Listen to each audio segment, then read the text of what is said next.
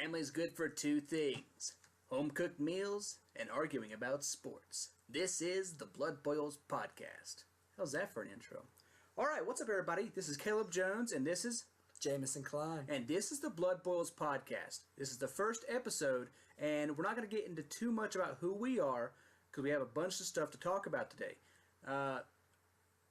First things first, we don't have any credentials. We're not experts. We're just a few passionate sports fans, and we're here to talk about it and share our views. And today we're going to be going over the ACC bracket and the matchups, and we're going to get a collective bracket and who we think is going to win it all. So, Jamison. Our first matchup at the 12 o'clock is Boston College Eagles versus the Georgia Tech Yellow Jackets. Personally, I think in this matchup, Boston College will win because of their amazing guard play with Jerome Robinson and Kai Bowman. They are phenomenal shooters, especially Robinson. He shoots 43.8% from the three. Yeah. Now, Georgia Tech is not going to be easy to put down. Ben Lammers and Josh Kage. Kage. Sorry, I'm bad with names. Those guys could carry Georgia Tech to a victory, but I got to agree, the guard play for Boston College is really good. So we're going to move on to the next one, which is... The next game is Notre Dame Fighting Irish versus the Pitt Panthers. Honestly, Kaleb, we do not have to spend any time at all. Notre Dame just got Bonzie Colson back. He's an All-American. And they got Matt Farrell. Pitt has also not won a game in the ACC Conference this year since Cam Johnson transferred to North Carolina. So that's an easy pick for me. Yes, and I mean, I have to agree. Bonzie is he's crazy, especially in the ACC tournament. He is awesome. So Notre Dame wins this one. So that one's a no-brainer for us. Okay, what is the next matchup on the Syracuse list? and Wake Forest. Now, Wake's got some good players. I tend to always put my faith, somewhat how I do with Michigan State. I put my faith in Syracuse because of the coaching, the zone defense. They're always dependable, and I think that Syracuse will edge out a victory here. I agree. Their zone defense is phenomenal, and Jim Boeheim's leading an experienced leadership team into the ACC tournament, knowing that they are not locked up for the NCAA tournament, so they still got work to do and something to fight for. The zone defense is great, and Tyus Battle, their star point guard, you know he's not going to let him lose to Wake Forest. Now, if the ACC tournament was in Greensboro, honestly, I feel like this game might be different because Danny Manning's got a home field advantage, but since it's up in New York, Syracuse all the way. Yeah, that's a good point. Having a home game, especially in this kind of situation, always helps. And this one could be one of the closest games, prior to the big bracket. For the opening day. Yeah, I agree. If you want a close game, this is the game to tune into. Also, the Boston College and Georgia Tech game will be close. Notre Dame and Pitt, that's going to be a 30-point game. We're just being honest 30 here. 30 points? I don't have any faith in Pittsburgh. Woo. I don't know. 30-point game? All right. Well, we're tearing apart Pittsburgh too much. Let's move on. So the next one we got is an interesting one here. So FSU and Louisville. I think we all know about the allegations and the scandals with Louisville and all of that's been looming over their heads throughout the season. Well, they got a lot to fight for. Last year they didn't make the big dance because of the allegations, and this year they're a bubble team who needs an important, crucial win to make sure they're solidified and locked up for the tournament. And with all the conference championships going on, if their favorite in the conference championships does not win, which we will get to later, and an underdog wins, that means two teams from that conference could make it and take some of those bids. So Louisville has stellar defense, but FSU has some amazing bigs. I just think Louisville has more to fight for. Oh man, is FSU big? FSU is huge, and I get it. I get what you're saying. Louisville has a lot to fight for. Is that enough to edge them through, to get them through? Because FSU is I think it is. FSU has 4 players over 7 foot tall, which is ridiculous. But Louisville can match up to them because they got Honest Mahmoud and Danga Jill. Those are their bigs. If they stay out of foul trouble, they'll be fine. Plus, they have their star player and point guard, which FSU has no one to guard, is Quentin Snyder. He is clutch. He's going to hit the big shot. It's going to come down close, but I think if Louisville has the ball in the hands in the last possession and Snyder's shooting it, they'll edge this one out.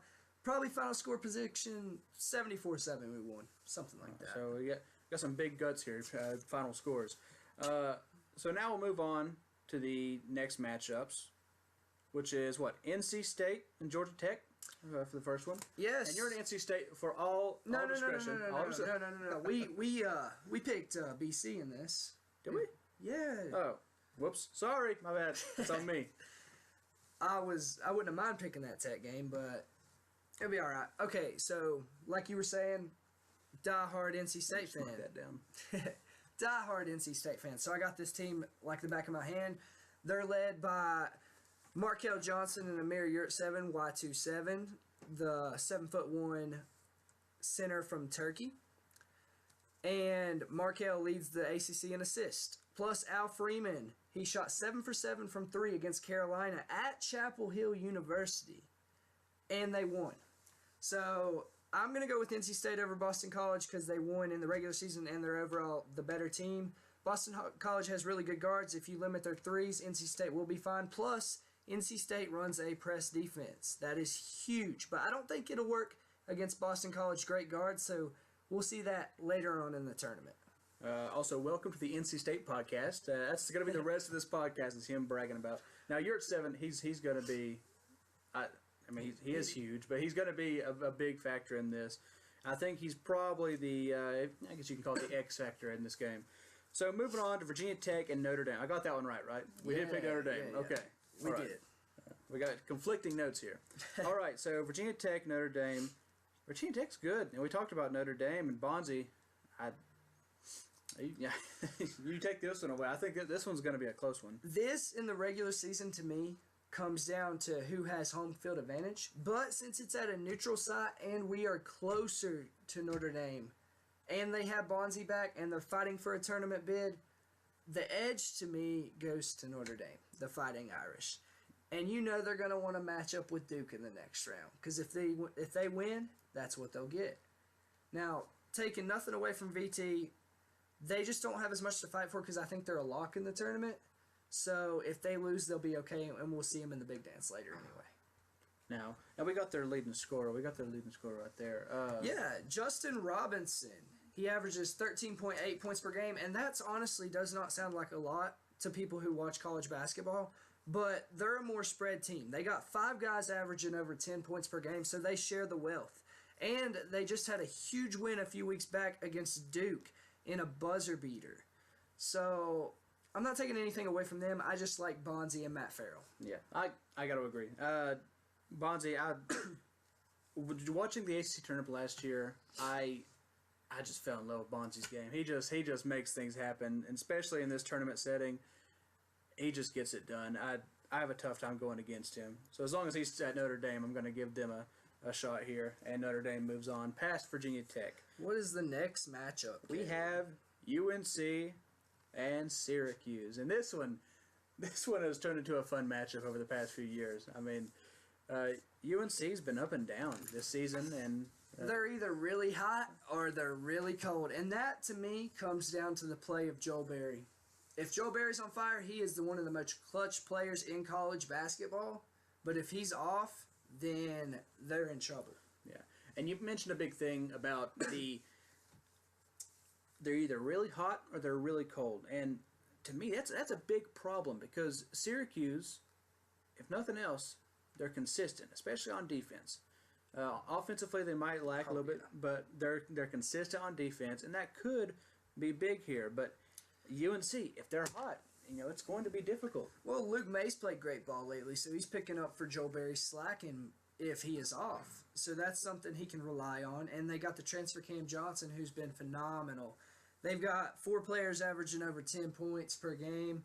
The edge to me, based on they actually had a matchup a few weeks at the Carrier Dome at Syracuse, and UNC edged it out by just a couple points. So if UNC can win, keep in mind the tournament's in New York, so this is basically a home game for Syracuse. But I think UNC edges them again because the production from Joel Berry and Luke May. I don't know about you. That zone defense will be good. I just think Carolina can shoot them out of it, and then they'll be on to the next round to face Miami. Yeah, I'll go with UNC here because if they are hot, it's that zone defense, as good as it is, if they're hitting their shots, UNC is going to go past this one. So we'll move on. The next game, the number 1 seed, finally get to talk about the Who's. Virginia. So, Virginia versus Louisville. This is a matchup of defense. Louisville's not a great scoring team. They got Snyder who can score. Virginia is previously known for their defense, and they are this year. They're the best defensive team in the nation by far. But this year, the difference between Virginia and the past Virginia teams, this year they can score. Kyle Guy and Ty Jerome, they are phenomenal three-point shooters. They got great rebounding. They're the best defensive team in the nation. There's not a weak spot in Virginia. Louisville can match up. I just don't know if they can hang. What's your thoughts? Okay, so for the past 5 years, the University of Virginia has destroyed my bracket in the NCAA tournament. Yes. You would think year after year I would be smart enough not to go against them. They always have a really talented roster, and Jerome last year, my goodness, this man can shoot. He made some incredible shots last year, and when I got to move on. Virginia, that's who I'm going here, right? So we're both in agreement with Virginia. Yeah, I can't go again. I'm not going against him again. I'm not going to break this. Here's one I know you're going to argue with me on, but I'll tell you exactly why State's going to win. So you got Clemson versus NC State. Clemson has We're completely unbiased on the Blood Boils podcast, by the way. Right. Okay. Somewhat. Clemson has great players like Marquise Reed and Gabe DeVoe and Sheldon Mitchell. But Grantham is out. He is by far their best player when it comes to that team. And they're still in the top 25. And State's not, don't get me wrong. But in the regular season, these two teams split. And on a neutral site, Clemson down their best player, plus NC State having Markel and Yurt 7 both at full health, and Freeman, plus the press. This is a team you can press. Don't get me wrong. Marquise Reed's a phenomenal point guard. But when they take him out for rest, State's press is going to eat him up. State causes the most turnovers in the ACC, so that's where they score off fast break points, and I have State winning a close one, under 5 points. Now, you mentioned it. Clemson's a good team. And this is not going to be an easy win. Like you say, under 5 points. It's not going to be an easy win for State. Even down their best player, it's going to be a tough game for State, but down their best player. That's the big key, and I'm glad you brought it up. When you're down your best player in the ACC tournament, it's tough to get things going, especially against a team like NC State. And like I say, they split in the regular season, and I don't want to sound like a broken record here, but Yurt 7, I think in the ACC tournament, NC State goes as far as Yurt 7 takes them. Oh, I agree. He's going to be a first-round NBA draft pick, or should be. He's not on many boards, but as the production he's had this year, he's going to be a first-round pick. And I agree with you. State's play is based off how he performs. Now, Abu has been terrible all year, so when they sub him in, Clemson can take advantage of that. I still think State will edge it out. Yeah. Well, we'll go on with State here. And that makes a second-round matchup pretty good. We'll get to that later. So next we got Duke. Duke and the 10 seed. The 10 seed. I can't even believe I'm saying this. They were ranked in the top 10 last year. The 10 seed in the Atlantic Coast Conference, Notre Dame, with Bonzie Colson and Matt Farrell. Knowing that they just had a huge win over VT, according to what we have. Yes. And they have to, if they beat Duke, they're in, regardless of what else happens. So they got that on their back. But they're arguably playing the best team in the nation, the favorite to win it all. Duke with Marvin Bagley and Wendell Carter. Not to mention the senior leadership from Grayson Allen, another clutch player. I know I said Joel Berry can be the most clutch, but so can Grayson Allen. Everyone's clutch. You're clutch, and you're clutch. I'm just saying. Now, you bring that up. I don't know who's watching this, watched the UNC Duke game. If you didn't, you should have. We're in North Carolina, so we had to. But Bagley went off in the second half. I mean, he made that game his own and just dominated. He dominated the boards. He just scored. Bagley came out. If he comes out like this, it's going to be tough for Notre Dame. I love Bonzi. Now, do you remember that game from last year? Yeah. Woo. What? But this is a completely different Duke team. So I think every year is a completely different Duke team. You're right about that. But now this one's. So who are we going to go here? I mean, this is a tough one. But what it comes down to me, and I don't know if you'll agree with me or not, but Duke has Marvin Bagley and Carter, so they got the bigs. But Notre Dame has Colson and Farrell. However, Notre Dame's bench is not as deep as Duke's. Duke has Gary Trent Jr. The kid is shooting over 40% from three, and I think Duke, just having him on the roster and having the better coach in Coach K, in my opinion, the greatest college basketball coach of all time, and people can argue whatever they want. No, they can't. Thank you. So I'm going to go with Duke. I don't know what your thoughts are. I mean, I think you bring up a lot of good points. Duke's deeper. They're both really good teams. And Notre Dame has that on their back, that they need to beat Duke. If they beat Duke, they're in. They're in. And they got that, but that's not going to be able to push. This is a really good Duke team. And I think Duke moves on to the next round. Now, who knows? They might flare out in the NCAA tournament because that's what Duke does. But for the ACC tournament, they beat Notre Dame. They moved to the next round, which means we got Miami. Miami versus Carolina. And all of you who's watching this podcast, did you see what the U did to them in Chapel Hill? Hitting a half-court buzzer beater to win the game. And you know Carolina's going to want revenge after that. So Joel Berry's coming to play. But you got to respect this Miami team. They finished third in the conference. Devon Hall, Lonnie Walker, and Bruce Brown, the three-headed monster, all averaging about the same amount of points with 11-something. Plus that defense they play is phenomenal. They're going to bring it. I just wonder, will Carolina be able to hang with them after the second day? Actually, my argument really, Carolina should be hot. Because they've already played on this court once. Miami's just coming out. So Miami's going to come out to a slow start. But as the game lingers on, Miami's fresher than Carolina will be. Now, what's your thoughts on this matchup? Well, I look at it like this. University of Virginia, Louisville, that one's going to get away a little bit further. Clemson, NC State, that one's going to be a close game. Duke and Notre Dame, I think Duke can get a pretty big lead in that one in a bigger split. This game could be really close. I mean, there's a lot of losing a game the way that UNC lost. Yeah. I just wish we had the clip to show you guys. If you don't know what I'm talking about, go look it up. Miami drains buzzer beater to beat Carolina at Chapel Hill. Yeah, once we get this whole podcast thing going, we'll be able to put things on the screen for you. But right now, we're on the basics. But that one's going to be a close. With this being said, I think after what happened to Carolina, I think they're going to edge this one out just based on the fact that they're not going to let Miami do that to them again. Yeah, it's not going to happen. And it's just like the playoffs in the NBA or the NFL or even baseball. If you're hot and you keep rolling, it doesn't matter who's more fresh or who's tired.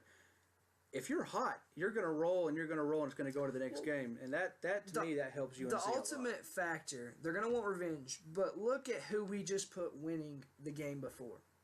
Duke. Who's going to want to face Duke more? Carolina for the rematch after they just got beat, or Miami? The answer's Carolina. You want to see Carolina Duke round 3 ACC tournament in New York. Yeah, that's what the ACC tournament usually amounts to. Now we're a little bit biased. We're from North Carolina, so we have a little bit of biases towards Carolina teams. But the Duke and UNC matchup in the ACC tournament, that's the one that everybody wants to see because that third matchup, that last matchup between them before if they meet in the NCAA tournament, that's always a really good one. See, that's one thing I also want to bring up. as many tournaments as these teams make, they've never made it in the NCAA tournament. So I would love to see that. Now, I know we're not on there.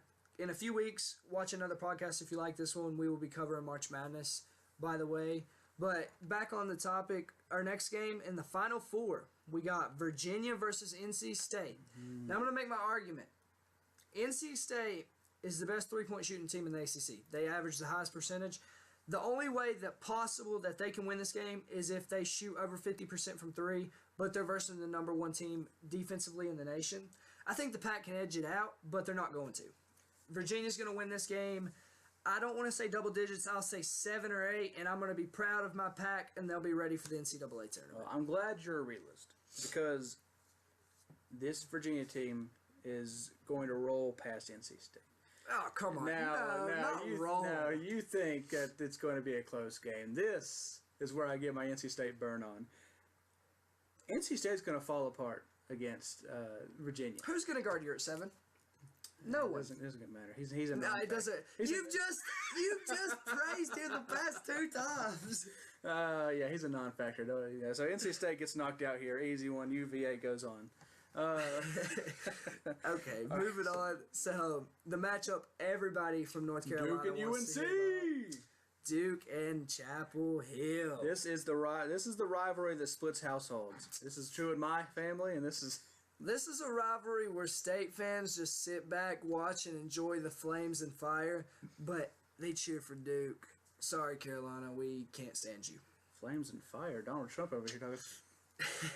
But so this one. Round 3. Who do you got? I know UNC. Like I say, they're gonna be hot. They're gonna be going into this, and they're like, all right, Bagley torched us in that last game, but.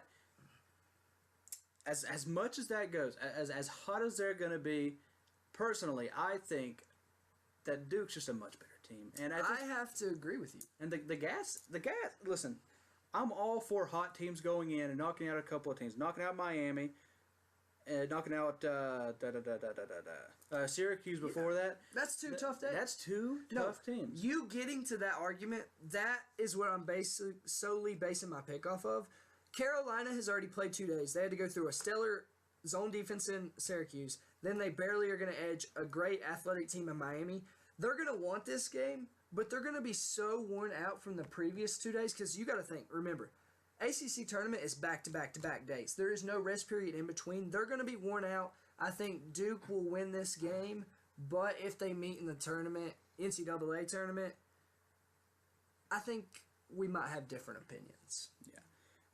But for right now, UNC, I'm all for hot starts, but the gas is going to run out here against Duke. Duke's a better team. They're deep. And a Duke and Virginia matchup in this is going to be a... This is actually an interesting conversation because we got UVA, so Virginia versus Duke in the championship. I actually got to witness one in Greensboro, this same matchup in the championship game in 2014. It was a couple years back, and Virginia edged out Duke. Virginia has tremendous road support. This is something I haven't got to yet. Being at a live event, they have fans traveling with that team. They will fill stadiums. But with that being said, the tournament's in the north, and if you've ever been up north, there is more Duke fans up there than there's fans of teams from actually up there. Is that a true fact, or you just... No, it really is. Like... You have as many Duke fans as you do Syracuse fans up there, which is hard to believe, but it's actually true. I think Duke wins this rematch because they're the last time Virginia won a championship, so I think Duke takes this one. But I think Duke will go in with a high head to the NCAA tournament, and you could see them get another 1 or 2 seed and knocked out in the first round. Now, here's the thing. Virginia versus Duke, and this is the big one. I'm going to go through... Who's going to guard Bagley? No one. But, no, this is what you... If Virginia runs a zone defense, it's not who's going to guard Bagley. They're going to double him. But the problem with doubling Bagley, you got Grayson Allen out there to kick it out to. You got Gary Trent. You got Trent. You got Carter. I mean, even Carter. He's 7 foot and he's their center. But if you watch the Carolina game, he was knocking down threes. Splash. I mean, that's the thing is, does Virginia Virginia's a very good defensive team. The best in the nation, right? Right now? Yeah, they're the best in the nation. But the only one you could argue against them is West Virginia, but Virginia's is better. Now, but even with that, you got to look at these matchups. Who is going to guard all these great Duke players? I just don't think Virginia, at this point. Now, we're making it seem like Duke's overpowered, which they kind of are, but Virginia did win the regular season, and we're acting like they're going to get blown out, but this is going to be under 5 point game. No. This is going to be a good. This is no blowout. This is going to be a. This is going to be a tight one. This is going to be a rough one. This is both teams are going to be tight. Both teams have played some really good teams. I just think we're both in agreement that Duke will be the ACC champions for this tournament. Yeah, and that's barring any injuries, and we don't want to see any injuries to anybody on any of these teams in the ACC tournament. But it happens, and that would drastically change this outcome. But right now, Virginia, Duke edges out for the victory. And that is all for your ACC tournament. But stay tuned with us because we're going to go over Champ Week and all the conference tournaments. Obviously, we have our prediction of Duke winning the ACC tournament. But let's go on to the other conference tournaments. Now, before we get... I hope some of you watch some of these games because some of these games ended in dramatic fashion. I think that's where we should start off, actually. Let's go to the Big South tournament. Gonna get Radford here. You have Radford versus Liberty in the championship match. This game comes down to one possession. Liberty has the ball under 30 seconds left. They get a missed jump shot. Radford gets the rebound, goes down, buzzer beater 3 to win the game. What Radford goes on to the NCAA tournament with the automatic bid. It will be their first one since 2009. That victory was crazy. And Liberty is much better. So I went to Liberty a few years ago. They're much better now than when I first got there. How did that feel? I know them being better is awesome for you, but how did it feel? Did it sting when that ball went through the net? I'm not really a Liberty fan, but I do follow them. Just because I went there, and to see them lose like that, I don't know any of the guys on that team. The guys that I knew were on this last team. That's the last ones I knew. But just man, that's just a rough way. Anybody losing like that, you always got to go, wow, what a win, but what a loss. Yeah, shout out to Spagnola, who used to play for Radford, though. Yeah. So I'm guaranteeing Tommy Spagnola for the name drop here. He's playing in Europe right now. Yeah, I'm sure he was tuned into that one. Let's go to the Atlantic Sun Conference. You had your champion, the Lipscomb Bison. And this, to me, is an interesting team. I'm not going to say that they're going to make any noise in the big dance, but it's their first appearance ever. So if any underdog team is going to make noise, it's going to be them because they've never been there before. So they've got nothing to lose. So they're going to come out shooting, and they're going to be on fire. And this is their first appearance, right? So this is the first one. So this is, there's a lot of momentum that comes on with that, but of course, with your first appearance, that also means you're not ready for this kind of atmosphere. So I don't see them going very far. But congrats for winning their conference. Next, we move on to the Big Ten. Michigan. Here's one of the big names. Yeah, I don't know if you got to tune into the tournament or not, but I actually called this one. Everyone had Michigan State winning this tournament, except for me, because Michigan State, now they could actually win the big dance, but as far as conference tournaments goes, Michigan had to win this to get in the tournament. They went through Michigan State and they beat Purdue, who's a top 10 team right now, in the finals. They're a great shooting team, and last year they made noise. They made it to the Sweet 16 when they were supposed to get out the second round. This year, this team could do the same. They have a lot of firepower. Yeah, now, like I say, Michigan's always a good shooting team. Back to when they had Stauskas and Burke, and that team could shoot out the roof. But I would have been wrong about the Michigan State thing. Like I say, ever since I got burned by them for a few years in a row, I would have chosen Michigan State to win this one. And Michigan pulls it out. This is their 28th appearance in the tournament. So let's go on and move on to some of the smaller conferences. Missouri Valley. We got the Loyola of Chicago, the Rambles. That's a good mascot. That is a good mascot. And I'll be honest with you, I don't know anything about the Loyola Chicago Rambles. Yeah, that's not really a conference I keep up with, Missouri Valley, but I'm going to do some film on them before the tournament since they're in it, so when we do our future podcast, I'll know a little bit about the team. I don't expect it to be a team that'll make any noise, though.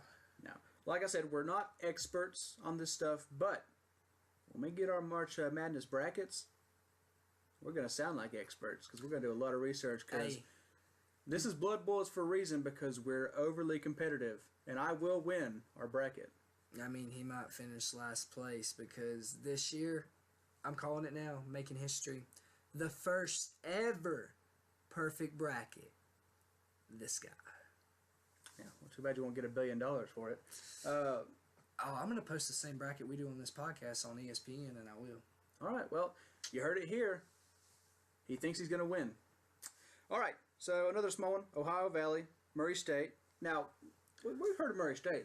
They are a school that's actually made noise previously in the tournament. If you haven't heard of them, then I guess you don't watch March Madness, and I think you should look them up because this is a team, I don't know much about them this year, but I know from previous experience in that coaching squad, they're going to have them ready.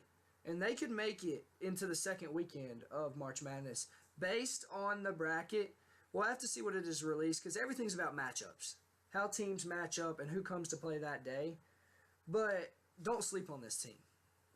Right. Oh, and backtrack. Loyola Chicago, the Rambles. This is their 6th NCAA appearance, and this is their first since 1985. And for Murray State, this is their first since 2012, their 16th total appearance.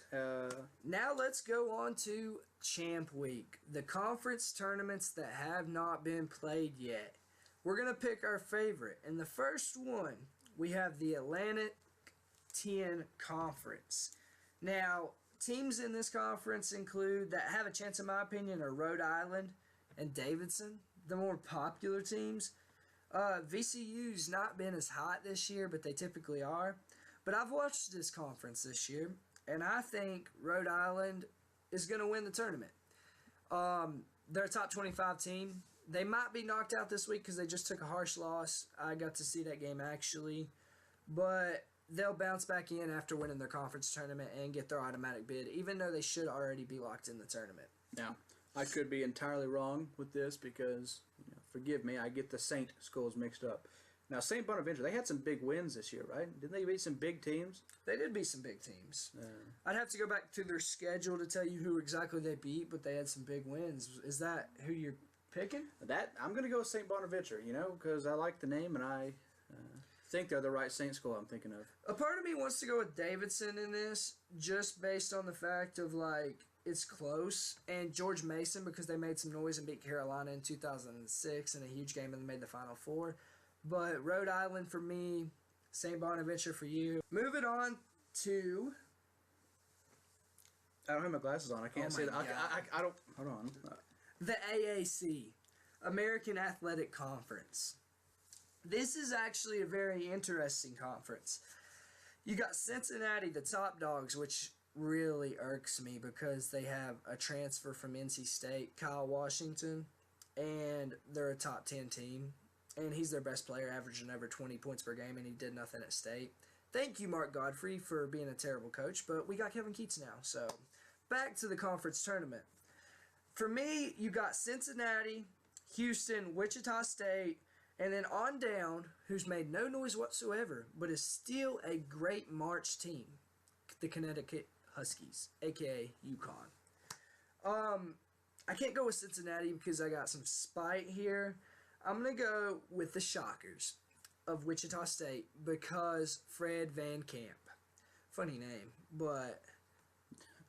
Now, I was really hoping you would go with somebody else because I was also going to go with Wichita because, like I said... This is Blood Boys. You can't just copy my that's what I'm saying. I've got to pick somebody else.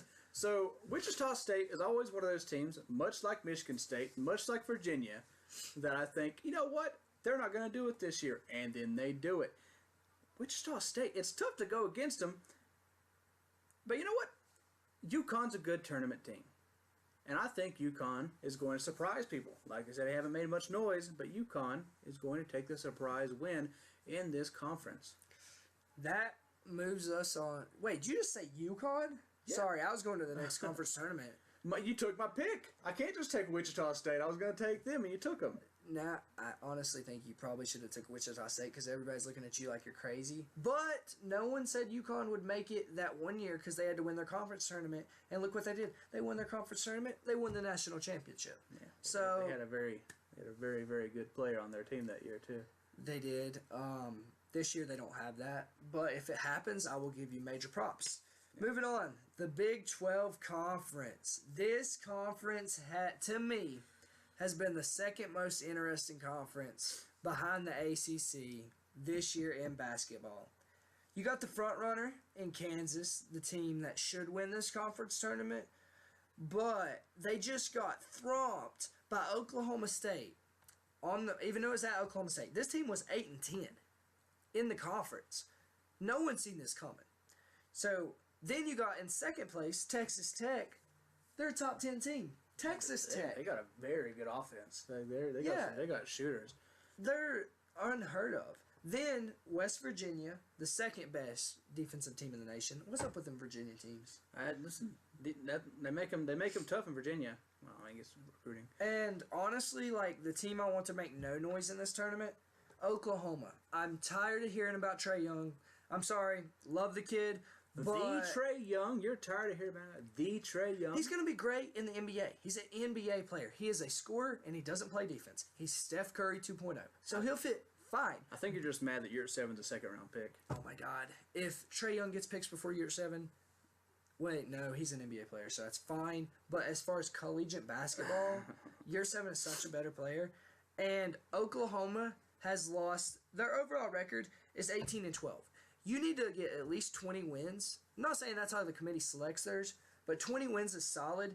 I don't want Oklahoma to make any noise in this tournament. I want them to lose first round, and I want Oklahoma to be done. But what's going to happen to me, and it's going to make me so mad, is Oklahoma, and I'll get to Alabama too, because Alabama's the same way.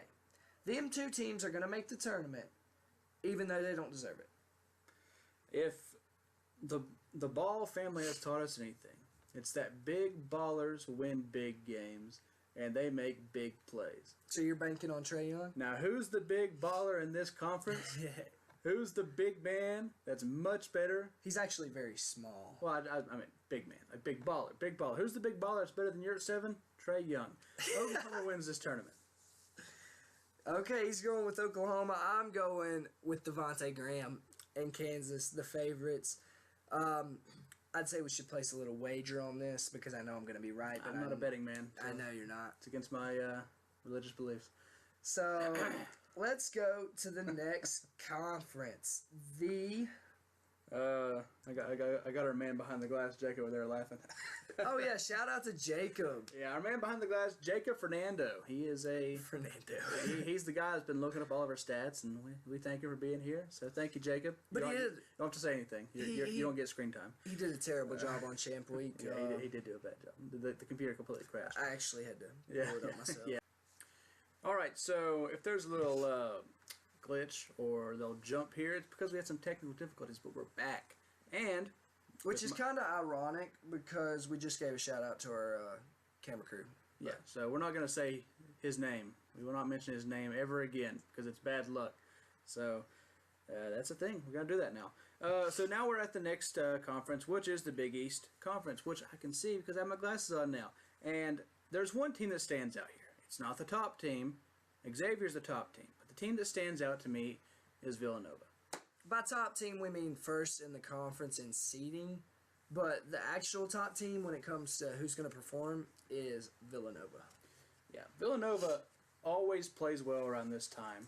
And their star player, Jalen Brunson. To me, not the best player NBA-wise, but as far as college basketball goes, he's the best producer in college basketball right now.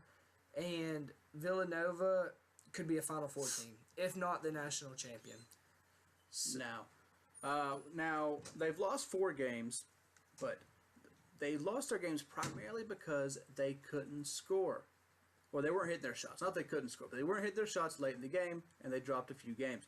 Now, I don't think they do that in this tournament. I think that Villanova pulls through. Now, Creighton is also one to point out, because Creighton always does well in this They got them 3-point shooters all around the arc. So, what's interesting, though, is if you look at the bottom teams, you got St. John's, who beat Duke, and then right after, beat Villanova. For the record, the St Bonaventure pick that I made, that I was taking to St. John's. So you didn't even know you were picking it. Like I said, I got the Saint schools mixed together, so I was wrong about that. But I'm sticking with St. Bonaventure. The thing is, though, they're 4-14 in conference, but they beat Duke and Villanova, 2 top 5 teams. So this team could potentially make some noise in this tournament. And Georgetown, who's 5-13 in this conference, has Ewing back with them as their head coach. So they could make some noise potentially too. But I think we're both in agreement for once of who's going to win this, and that's Villanova. Yeah, it's going to be Nova. Now, Creighton. I don't remember the guy's name, but I know they have a really good. They always have, They always got a really. They always got a bunch of good shooters. Even back to Doug McDermott, like a few years back. But they have a really good shooter at Creighton right now, so he could go off in this. But Villanova's my safe pick, and now we're moving on to the Big Sky. The Big Sky Conference. I'm going to be honest here. I'm a huge college basketball fan, but I know nothing about this conference. I've seen these teams like every once a year in the tournament. They never seem to make any noise that I see. But I'm going to go with the favorite, Montana. They're 16-2, 23-7 overall, and there's not really anyone else I like out here. I know Portland State's made some noise before, but I'm going to go with the favorite since I've seen zero footage on them this year. Now, I don't want to brag, but I know a lot about the Big Sky Conference. I could even be an analyst for the Big Sky because I know everything about all these teams. You didn't know that, did you? Montana. It's a beautiful place. Wide open spaces, a bunch of horses, a bunch of cowboys out there, a bunch of ranchers. Idaho makes great instant potatoes. I mean, it is now, and that's why Idaho's going to win this tournament. See, because what are mashed potatoes? They're the greatest form of potatoes. And when you get into the tournament, do you need baked potatoes? No. Do you need French fries? No. Well, Montana is the French fries, and Idaho is the mashed potatoes. And mashed potatoes is clearly the better form of potatoes. Idaho wins this. Now we're on to the Big West. Yeah, the Big West. Also know nothing about this conference except for I want to go to Hawaii. So I would say that's my pick, but they're 8-8. No, actually, I'm going to say that's my pick anyway. Hawaii wins this tournament because they're beautiful. And UC Davis, I don't know what UC Davis doing, but I see Davis.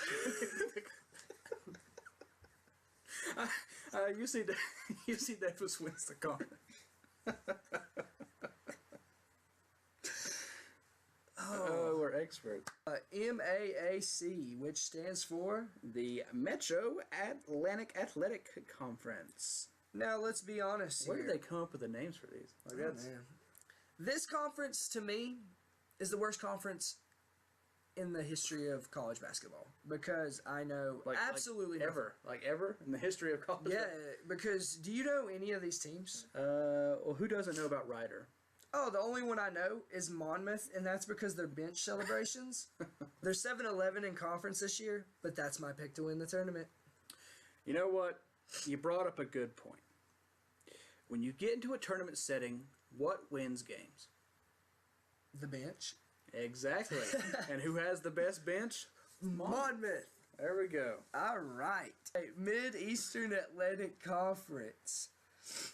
This is a conference that I know about because the team I'm going for is NCAA because they're a North Carolina team, and I've actually seen them play. Not live, but I've watched them on TV a bunch, and they've got shooters. They play really good defense. They bring the hustle. I know they're not in first, but they're 11-5 in the conference, and I'm going to go with them. Bethune-Cookman. The Pac-12 Conference. My pick, I'm not even going to, ride this one out. It's Arizona. I know Sean Miller is going through some tough times, actually $100,000 worth of tough times by paying DeAndre Ayton, which probably happened, but as long as they don't find it until after this year, they'll be all right. But Traeer's back. He's one of the best guards in the nation. DeAndre Ayton will be the number 1 overall draft pick next year in the NBA draft. I like Arizona in this tournament. No. Oregon always plays well around this time of the year. UCLA has a good squad. Utah has a good squad. Stanford has a good squad. This is a tough conference. You're not even going to mention USC. Yeah, I was getting to USC because USC is my pick. USC wins this one. I like that one. All right, moving on to the SEC. The football conference. Ooh. Sorry, Kentucky, I didn't mean to upset you. But Auburn has been really hot. Really, really, really hot this year. But they're not my pick. Tennessee beat NC State. They're not my pick. I'm going to go with Kentucky. I don't like Kentucky. But I figure these freshmen will finally figure it out. They'll win this conference tournament. They'll go into the tournament. And they'll lose the first weekend. But I got to give them a little credit for now. They're going to win this tournament. I'm having a tough time between Tennessee, Florida, and Arkansas. Everybody loves Arkansas, right? They got a solid team. But Florida is solid. They always have some good shooters. Tennessee, as you said, beat NC State. NC State's a good squad. Tennessee wins this conference. This brings back some Appalachian State memories. Here we're at the Southern Conference, and we actually know these teams. We do know these teams. They're not Appalachian State's conference anymore, but they're our former rivals. And I'm going to go with the team that beat NC State this year, and the team that's in first in this conference, and that's UNC Greensboro. They are very, very, very athletic, and I know ETSU is as well. This is going to be the championship game. It's going to be between them two teams. No one else has a chance. Just being real. Winner goes on to the tournament. Loser doesn't. It's going to come down to a buzzer beater shot. I'm calling that. But UNCG will have the ball in their hands, and they will win this game. Yeah. Well, so a little known fact about where we live. If you don't go to Appalachian State, you typically go to ETSU. We got a lot of friends over there. And we get the ETSU radio station in this county, so we get to hear a lot about them. They have a good program. And ETSU's the winner of this conference. All right, on to the Sun Belt Conference. Here we go, the one everyone's been waiting for. Our college, Appalachian State. You know, you're probably thinking that we're both going to pick them. But they're not going to win it. Let's just be real. I've watched them play this year. I'm going to go with Louisiana. They're at the top, 16-2. Georgia Southern and Georgia State both have chances, but I don't see it happening. Louisiana's going to win this conference. But Appalachian State, if you win this and you watch this back, I apologize, and I will support you in the big dance if you manage to make it. Now, this one hurts because in this conference and in the prior conference, one of Appalachian State's greatest rivals was Georgia Southern. But I happen... Oh, don't do it. Oh, I happen to see... The biggest rival. I happen to see Georgia Southern's women play against Appalachian State. And... You're basing it off their women. And those women are very, very good. So I can only imagine their men's team is even better. And those women were really, really good. And they were scary. So I think Georgia Southern wins this, and oh, that one hurt. Ow. Oof. That stings me, man. I cannot believe you just said that. All right, the West Coast Conference. This conference I know a lot about. And my pick, you either have Gonzaga, St. Mary's, or BYU. 3 really good teams. But Gonzaga, you will not win. St. Mary's will beat you in the championship. I'm calling it. Now, here's the thing. I got Zaga winning this one, and that's only because I have them losing early in the... I don't know what the tournament is going to look like yet, but when they ever get to the NCAA tournament, they are going to lose. So, they win this one, but they lose in the NCAA tournament. And that was our last conference. All right. I know we will be doing March Madness after Selection Sunday, so stick with us if you enjoyed this. And give us some shout outs. You got any closing statements? Once again, thank you to the Behind the Man Glass that we will not mention forever. Also, I hope you enjoyed it. We're going to try to go live every Sunday if we can. That will work. And we're going to hit up the March Madness bracket next Sunday. And we're also going to talk about when more free agency moves happen in the NFL and it gets closer to the draft, we'll have our first ever mock draft. And like I said, we're not experts, but we're going to do a little bit of a round robin mock draft and just give you something to listen to. So we'll do a little bit of NFL, probably when it gets closer to the middle of March. We're going to keep up with the March Madness, so we're going to give you a little bit of both. So we got a lot going. We got a lot going for this podcast. We really enjoyed doing this. Aside from the technical difficulties, it's been fun. So it's been fun. I hope that we get make somebody's days fun, and we're going to keep going. So thank you for watching. If you watched, if you didn't, well, you're missing out.